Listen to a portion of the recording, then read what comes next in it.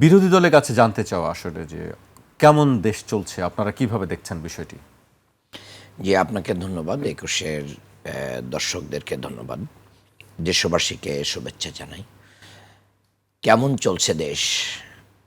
এই প্রশ্ন যদি আপনি সাধারণ মানুষের কাছে ছুড়ে দেন, তাহলে একেকজনের প্রতিক্রিয়া একেক রকম।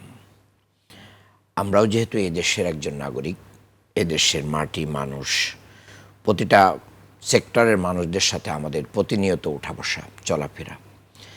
কাজেই আপনি যদি ঢাকা শহরের একজন গৃহিণীর কাছে জিজ্ঞাসা করেন যে কেমন চলছে দেশ, তিনি বলবে যে খুব ভালো না। কেন? গ্যাস নাই।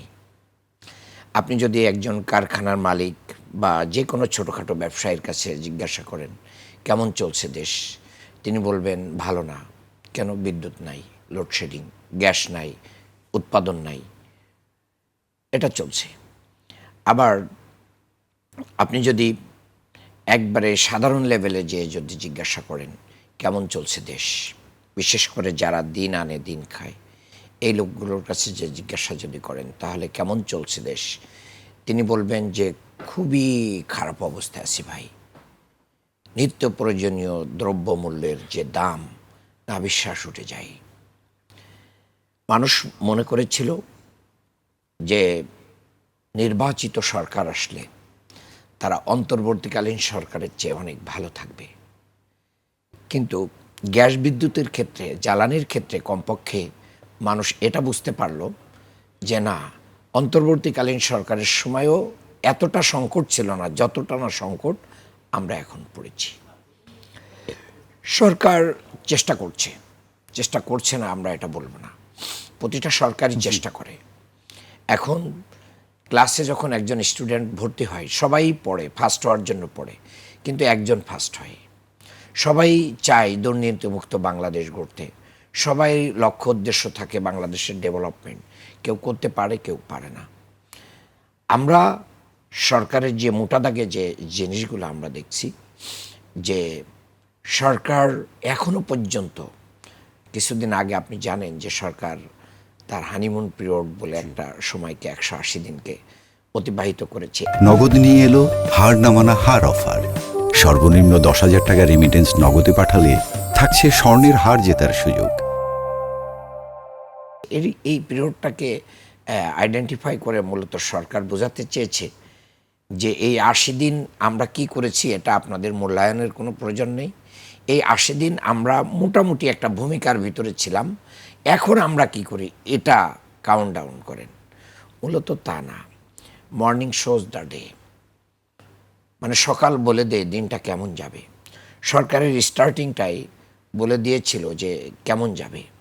বাংলাদেশের মানুষ কোনো সরকারের কাছ থেকে খাওয়া দাওয়া চায় না, কোনো মানুষ বাংলাদেশের সরকারের কাছে ডাল ভাত চায় না।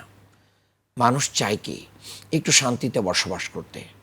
তো শান্তিতে বসবাস করার জন্য আপনারা মানুষকে ফ্যামিলি কার্ড দিতে চাইলেন, কত হাজার পরিবারকে দিতে পেরেছেন, খুব বেশি পরিবারকে দিতে পারেন নাই।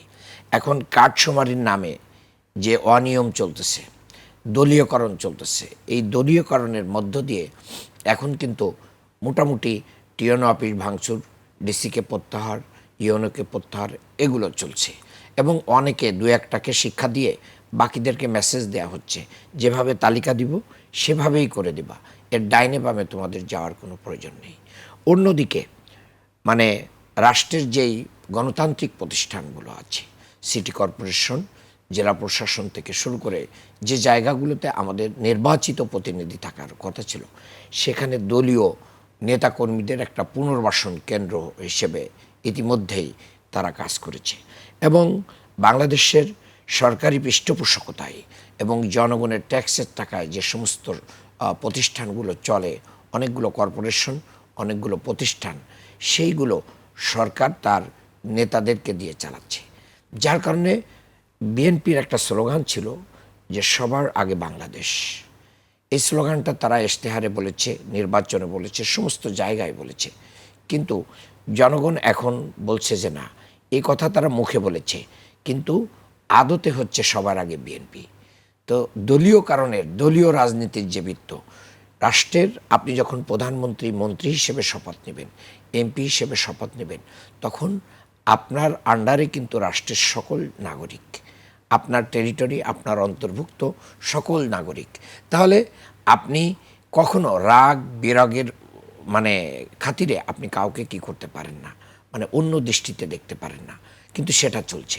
আবার দেখেন, আমরা যদি শিক্ষা অঙ্গনগুলোর দিকে দেখি, তাহলে আপনি দেখবেন যে সর্বত্র যতগুলো ভাইস চ্যান্সেলর নিয়োগ করা হয়েছে, কোনো জায়গায় এরকম একজন ভাইস চ্যান্সেলর হয় নাই যে আগের জন যিনি ছিলেন তার চেয়ে আরও কোয়ালিফাইড একজন ভাইস চ্যান্সেলরকে দেওয়া হয়েছে।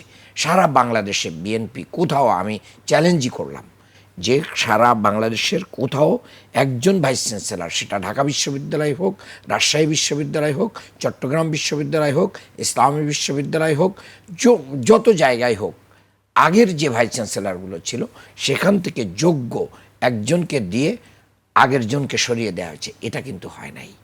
আসলে অন্তর্বর্তীকালীন সরকারের আমলে তো কোনো দলীয় দৃষ্টিকোণ থেকে নিয়োগ হয় নাই।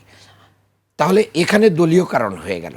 এই দলীয় কারণের বৃত্ত দিয়ে মূলত সবার আগে বিএনপি হয়েছে, সবার আগে বাংলাদেশ তো হয় না। জি।